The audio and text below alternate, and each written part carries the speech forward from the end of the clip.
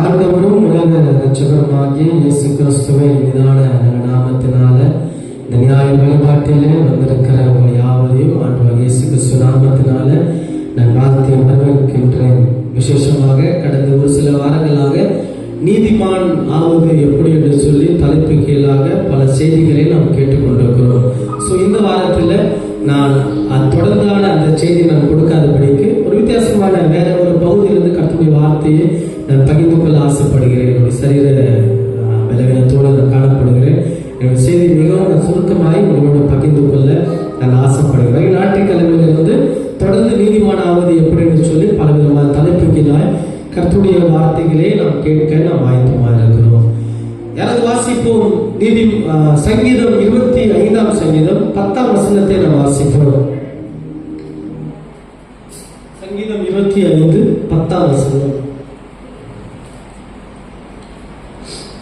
ரசிக்கிறீங்களா? சங்கீதம் 25 10. கர்த்தருடைய உடன்படிக்கையும் அவருடைய சாட்சிகளையும் கைக்கொள்வர்களுக்கு அவருடைய பாதைகள் எல்லாம் கிருபையும் சத்தியமானவைகள். அல்லேலூயா, அல்லேலூயா. வேதம் சொல்கிறது, ஆண்டவர் நமக்கு கொடுக்கிற ஒரு வார்த்தை என்று சொல்லி பார்க்கும்போது அவருடைய பாதைகள் எல்லாம் கிருபையும் சத்தியமும் மாணவைகள் என்று சொல்லி நாம் வேதத்திலே நாம் வாசிக்கின்றோம். எப்பொழுது அவருடைய பாதைகள் எல்லாம் கிருபையும் சத்தியமுமாய் இருக்கும் என்று சொல்லி பார்க்கும்போது அதே சங்கீதம் 25 சங்கீதத்திலே 4 வசனமும் 5 வசனமும் சொல்லுகிறது, கர்த்தாவே உமது வழிகளை எனக்கு தெரியும், உமது பாதைகள் எனக்கு போதித்தருளும், உமது சத்தியத்திலே என்னை நடத்தி என்னை போதித்தருளும், நீரே என் ரட்சிப்பின் தேவன், உம்மை நோக்கி நாள் முழுதும் காத்திருக்கிறேன். அல்லேலூயா. இங்க 3 காரியத்தை தாவீது சொல்லுகிறார். என்ன சொல்லுகிறார்? கர்த்தருடைய வழி, கர்த்தருடைய பாதை, கர்த்தருடைய சத்தியம். அப்போ இதை பின்பற்றும் போது கிருபையும் சத்தியமும் இன்னைக்கு பாதைகள் எல்லாம் இருக்கும் என்று சொல்லி ஆண்டவர் தெளிவாய் சொல்கிறதை பார்க்கின்றோம். அப்போ ஒவ்வொரு மனிதனும் ஒவ்வொரு சூழ்நிலையில நம்முடைய வாழ்க்கையில அப்ளை பண்ண வேண்டிய ஒரு 3 காரியம். அவருடைய வழியை நாம் பின்பற்ற வேண்டும், அவருடைய பாதைகளிலே நடக்க வேண்டும், அவருடைய சத்தியத்திலே நான் என்ன செய்ய வேண்டுமா, நான் போதித்தருள வேண்டும் என்று சொல்லி ஆண்டவர் சொல்லுகிறதை நாம் பார்க்கின்றோம். அப்ப அவருடைய பாதை எல்லாம் கிருபையும் சத்தியமும் மாணவிகள் என்று சொல்லி நாம் பார்க்கின்றோம். அப்போ ஒரு 3 காரியத்தை சொல்லி என்னுடைய செய்தியை நிறைவேற்ற நான் ஆயத்தப்படுகின்றேன். அப்ப முதலாவது காரியம், அவருடைய பாதை எல்லாம் கிருபையும் சத்தியம் மாணவிகள் என்றால் எப்படிப்பட்ட சூழ்நிலையில் அவருடைய பாதை கிருபையும் சத்தியம் மாணவிகள்? முதல் காரியம், show me your way in my darkness situation.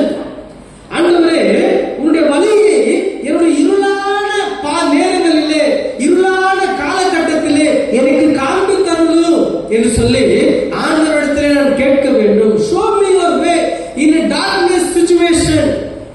என் வாழ்க்கையில் சூழ்ந்து போன காரியம், நான் சோதிக்கப்பட்ட நேரத்திலே, என் வாழ்க்கை இருளடைந்து போன நேரத்திலே எனக்கு என்ன காமிக்கணும்? உங்க வழியை காமிங்க, உங்களுடைய வழி எனக்கு போதித்தருளும் என்று சொல்லி. அது சங்கீதக்காரர் சொல்லுகிற 4 வசனம், உங்களுடைய வழியை எனக்கு தெரியும்.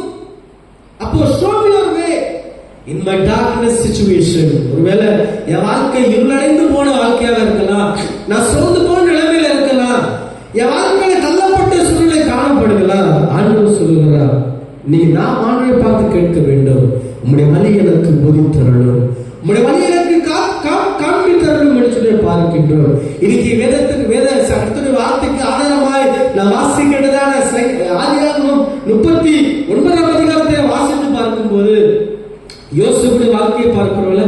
யோசேப்புடைய வாழ்க்கையை பார்க்கும்போது யோசேப்புடைய வாழ்க்கை அவனுடைய சகோதரனாலே அவன் என்ன செய்யப்பட்டார்? கேட்டாகப்பட்டார். அவன் சகோதரனாலே அவன் தள்ளப்பட்டார், விரோதியாய் காணப்பட்டார். ஆனா வேதத்தை வாசிக்கும் போது யோசேப்பு 17 வயசுல பார்க்கும்போது அவன் வாழ்க்கையில் மிகப்பெரிய டார்க்னஸ், அவன் வாழ்க்கையில் மிகப்பெரிய இருள் சூழ்ந்து போனது, அவன் வாழ்க்கையிலே அவன் தாண்ட முடியாத சூழ்நிலை காணப்பட்டார். ஆண்டவருடைய வாக்குத்தத்தம் என்னன்னா, யோசேப்புக்கு உடைய கொண்டு ராஜாக்கள் சிங்காசனத்தை கொண்டு போய் நான் வைப்பேன்னு சொல்லி ஆண்டவர் சொல்லுகிறார். ஆனா யோசேப்புடைய வாழ்க்கையில பார்க்கும்போது அவன் வாழ்க்கையில இருள் காணப்பட்டது. வச்சு பாருங்க, 17 வயசுல அவன் படாத அழைக்கப்பட்டார். ஆனா கடைசி என்னாச்சு? யோசேப்பை என்ன செஞ்சாங்க? தம்பி அண்ணன்மார்கள் தம்பிமார்கள் என்ன செஞ்சாங்க? கொண்டு போய் அவனை போத்திபார் இடத்துல விலக்கி விற்றார்கள். எத்தனை காசுக்கு? 20 வெள்ளி காசுக்கு யோசேப்பு விற்கப்பட்டார். யோசேப்பு விற்கப்பட்டார். நல்லா யோசிச்சு பாருங்க. இன்னைக்கு என் வாழ்க்கை எப்படிப்பட்ட இருள் சூழ்ந்தவனாக காணப்படுகிறேன்? எப்படிப்பட்ட என் வாழ்க்கை காணப்படுகின்றது? போத்திபார் வீட்டுல அவன் வளர்க்கப்பட்டான். போத்திபார் வீட்டுல அவன் எல்லாவற்றையும் போத்திபார் செஞ்சாரு, ஆளுமை அவனுக்கு கொடுத்தான்.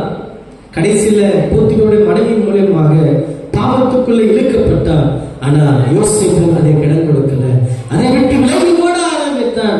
அவன் விலகி ஓடும் பொழுது போத்திபாருடைய மனைவி ஒரு தவறான ஸ்டேட்மெண்ட் போத்திபாரிடத்துல சொல்லும் பொழுது கடைசி என்னாச்சு? யோசேப்பு சிறையில் அடைக்கப்பட்டார். சிறையில் அடைக்கப்பட்டார். சிறையில் அடைக்கப்பட்டு அவன் இருக்கிறான். இப்ப என்ன நடக்குது? பானபாத்திரக்காரன் சிறைக்கு அனுப்பப்படுகிறான். ஒரு நாள் பானபாத்திரக்காரன் சிறையில் கனவு சொப்பனத்தை காண்கின்றான்.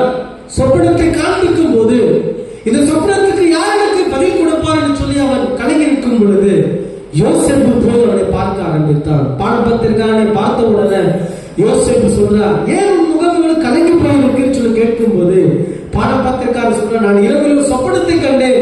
அந்த சொப்பனத்துக்கு அர்த்தம் சொல்றதுக்கு யாருமே சொல்லி சொன்ன உடனே யோசேப்பு சொல்றா, நானும் சொப்பனத்துக்கு நான் பதில் சொல்லுகிறேன். நீ இந்த சிறையிலிருந்து வெளில போகும்போது என்னை நினைத்தவர்களும் என்று சொல்லி யோசேப்பு சொல்லுகிறான். பானபாத்திரக்காரன் சொப்பனத்துக்கு யோசேப்பு சரியாய் பதில் சொல்லி விட்டான். இதெல்லாம் நீங்க 37, 38, 39 அதிகாரம் முழுவதும் வாசிச்சு பாத்தீங்கன்னா இந்த யோசேப்புடைய கதை சொல்லப்பட்டிருக்கு ஆதியாகமத்துல. அப்போ அப்படி சொல்லும் பொழுது என்ன நடக்குதுன்னு சொல்லி பார்க்கும் போது அவன் சிறையிலிருந்து போயிட்டான். 2 வருஷம் ஆச்சு. பானபாத்திரக்காரன் யோசேப்பை மறந்து விட்டான். கடைசியா பார்க்கும் போது ஒரு நாள் இத போத்திபார் சொப்பனத்தை காண்கிறார். அப்போ சொப்பனத்துக்கு பதில் யார் சொல்றான்னு சொல்லி கேட்கும் போது அவங்க என்ன செய்யறாங்க? அந்த ஊர்ல இருக்கிற மிகப்பெரிய மந்திரவாதி, மிகப்பெரிய குறி சொல்கிற மனிதர் எல்லாரும் அழைத்து வருகிறார்கள். ஆனா யாரால என்ன செய்ய முடியல? அந்த சொப்பனத்துக்கு பதில் சொல்ல முடியவில்லை. கடைசியா பானபாத்திரக்காரன் சொல்றான், எஜமானே, நான் சிறையில் இருக்கும்போது ஒரு மனிதன், ஒரு வாலிபன் இருந்தான். அவன் மிகவும் சௌந்தரியம் உள்ளவன், அவன் மிகவும் அழகு உள்ளவன். அவனின் சொப்பனத்துக்கு பதில் கொடுத்தான். ஒருவேளை நீ உத்தரவு கொடுத்தாய் என்றால் அவனை அழைத்து வந்து சொப்பனத்துக்கு பதில் கொடுப்பேன்னு சொல்லி அவனை அழைத்து வருகிறார். அப்போ போத்திபார் சொப்பனத்தை காண்கின்றார். அந்த சொப்பனத்துக்கு யோசேப்பு பதிலை கொடுக்கிறார். கடைசி யோசேப்பு வாழ்க்கையை பார்க்கும்போது போத்திபாருக்கு அடுத்து இருந்த எல்லாவற்றையும் ஆளுகை செய்யும்படியாக யோசேப்புக்கு அந்த எஜமான் அதிகாரத்தை கொடுத்தார். எந்த யோசேப்பு தள்ளப்பட்டானோ, எந்த யோசேப்பு தன்னுடைய சகோதரனால புறக்கணிக்கப்பட்டானோ, எந்த யோசேப்பு அவன் பாவத்துக்குள்ளாக விழும்படிக்கு அவனை ஏமாற்றினார்களோ, எந்த யோசேப்பு சிறைச்சாலை அடைக்கப்பட்டானோ, அதே யோசேப்பை ஆண்டவர் கிட்டத்தட்ட 30 வயதில் கொண்டு போய் ராஜா பதவியில கொண்டு போய் ஆண்டவர் வைத்தார். அல்லேலூயா, அல்லேலூயா. நல்லா யோசிச்சு பாருங்க. அப்ப ஆண்டவரிடத்துல கேட்க வேண்டிய முதல் காரியம், show me your way in a darkness situation. ஆண்டவரே, இருளான சூழ்நிலையில உங்களுடைய வழி எனக்கு காட்டருளும். இருளான சோர்ந்து போன ஒருவேளை டார்க்னஸ் சிச்சுவேஷன்ல உங்களுடைய பாதையை எனக்கு காட்டியருளும் என்று சொல்லி நான் ஆண்டவரிடத்திலே நான் கேட்க வேண்டும். சங்கீதம் 139 நான் வாசிக்கும் போது 11ஆம் வசனமும் 12ஆம் வசனம் சொல்கிறது. என்ன சொல்லுது என்றால், இருளனை மூடிக்கொள்ளும் என்றாலோ இரவு என்னை சுற்றி வெளிச்சமாயிருக்கும். எப்படி வசனம் பார்த்தீங்களா? என்ன வசனம்? இருள் என்னை மூடிக்கொள்ளும் என்றாலும் இரவு என்னை சுற்றி வெளிச்சமா இருக்கும். இதெல்லாம் யோசிச்சு பாருங்க. நல்ல தைரியமா இருப்பாங்க, நல்லா பேசுவாங்க, தைரியமா பேசுவாங்க. ஆனா ஒரு சின்ன காரியத்தை கூட என்ன செஞ்சிருவாங்க?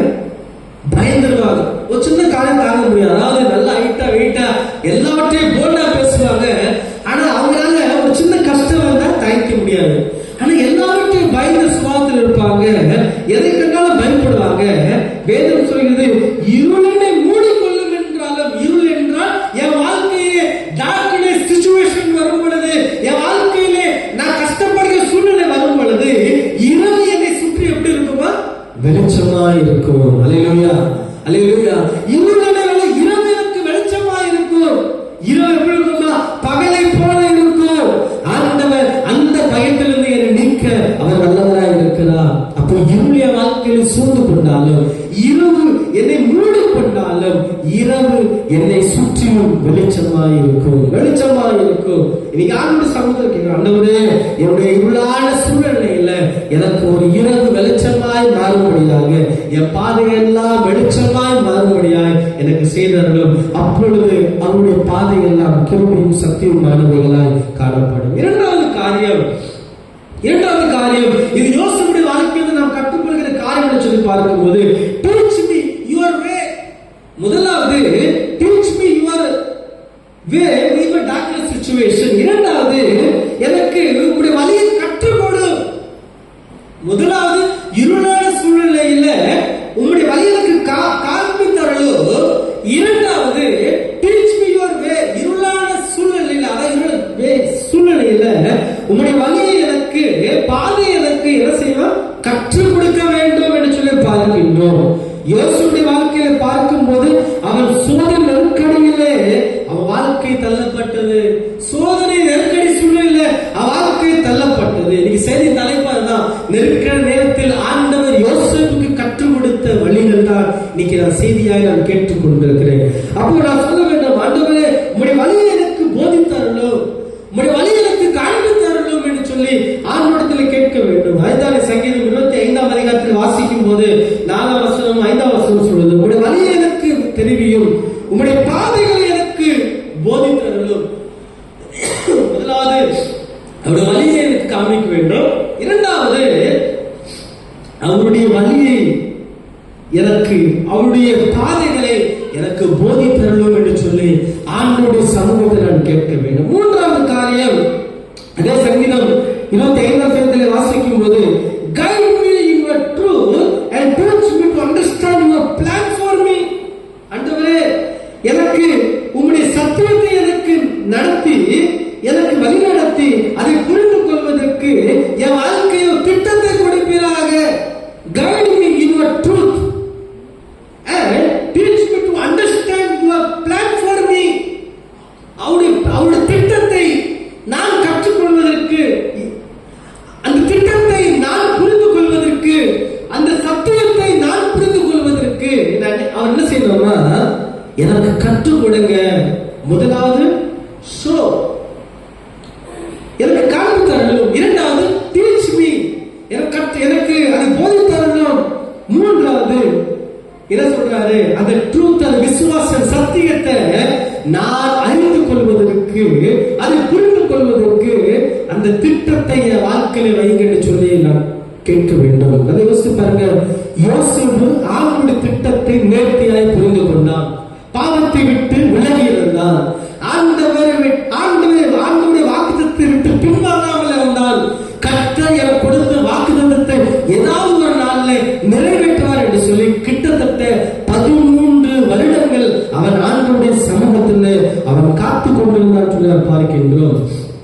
அப்போ என்னாச்சு, ஒரு டர்னிங் பாயிண்ட் யோசேப்புடைய வாழ்க்கையில சிறைச்சாலை காணப்பட்டது.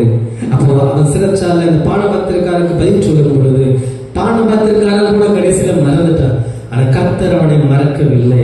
அவனிடத்தில் நாம் கேட்கும்போது அவருடைய பாதைகள் எல்லாம் கிருபையும் சத்தியமானவர்கள் என்று சொல்லி நாம் வேதத்திலே நாம் வாசிக்கிறோம்.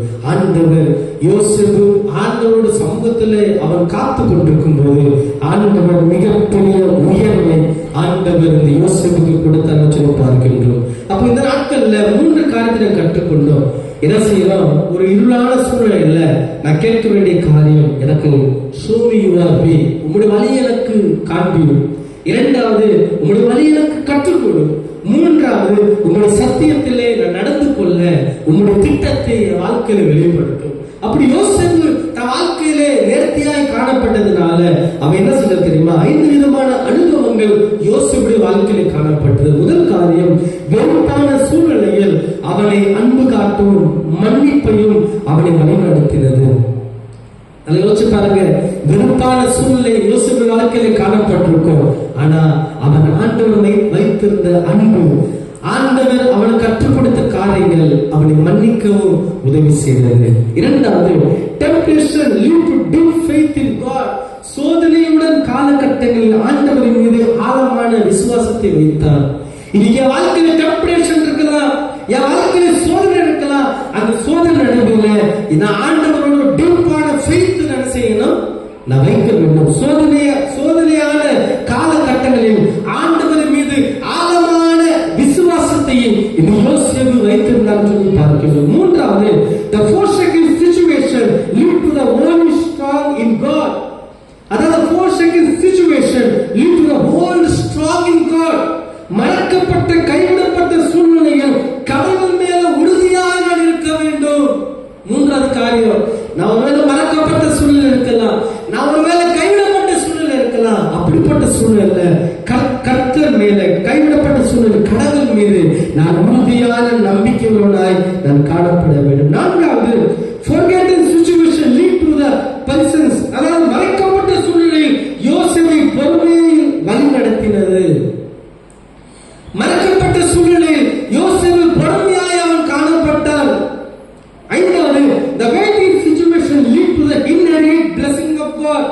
கர்த்தருக்கென்று காத்திருக்கும் பொழுது கர்த்தருடைய ஆசீர்வாதத்தை யோசேப்பு சுதந்திரித்துக் கொண்டான்.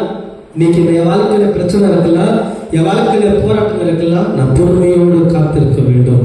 பொறுமையோடு செயல்படும் பொழுது, கர்த்தருக்கென்று காத்திருக்கும் போது, இன்னைக்கு கர்த்தர் என்ன தரார்னா inherited blessings of God. ஆண்டவர் அவர் நேரப்பட்ட வித்தியாசமான ஆசீர்வாதங்களாலே நம்ம நிரப்புவார். ஒருவேளை சோதனைக்குள்ளாய வாழ்க்கையில் இருக்கலாம். இன்னைக்கு நான் ஒரு சமூகத்தில் கேட்கும் போது அப்பொழுது ஆண்டவர் அவருடைய பாதையெல்லாம் கிருபையும் சத்தியமானவைகள், அவருடைய பாதையெல்லாம் கிருபையும் சத்தியமானவைகள். இன்னைக்கு நான் ஆண்டவர் சமூகத்தில் கேட்க வேண்டும், ஆண்டவரே உங்களுடைய வழி எனக்கு காண்பித்தரணும், உங்களுடைய வழி எனக்கு போதித்தரணும், உங்களுடைய திட்டத்தை வாழ்க்கையில் நிறைவாய் செயல்படுத்தும் என்று சொல்லும் பொழுது யோசேப்பு சொன்னார். யோசேப்பு வாழ்க்கையில ஆண்டவர் உயர்வை கொடுத்தார். யோசேப்பு வாழ்க்கையில ஆண்டவர் ஆசீர்வாதங்களை கொண்டு வந்தார். இன்னைக்கு நாமும் அப்படிப்பட்ட ஆசீர்வாதங்களை வேண்டும் என்றால் ஆண்டவரிடத்தில் கேட்கும் போது ஆண்டவர் நம்மையும் நம்முடைய வாழ்க்கையும் கர்த்தர் ஆசீர்வாதமாய் நடத்த வல்லவராக இருக்கிறார். கர்த்தர் வார்த்தையை நமக்கென்று ஆசீர்வாதமாய் மாற்றுவார்.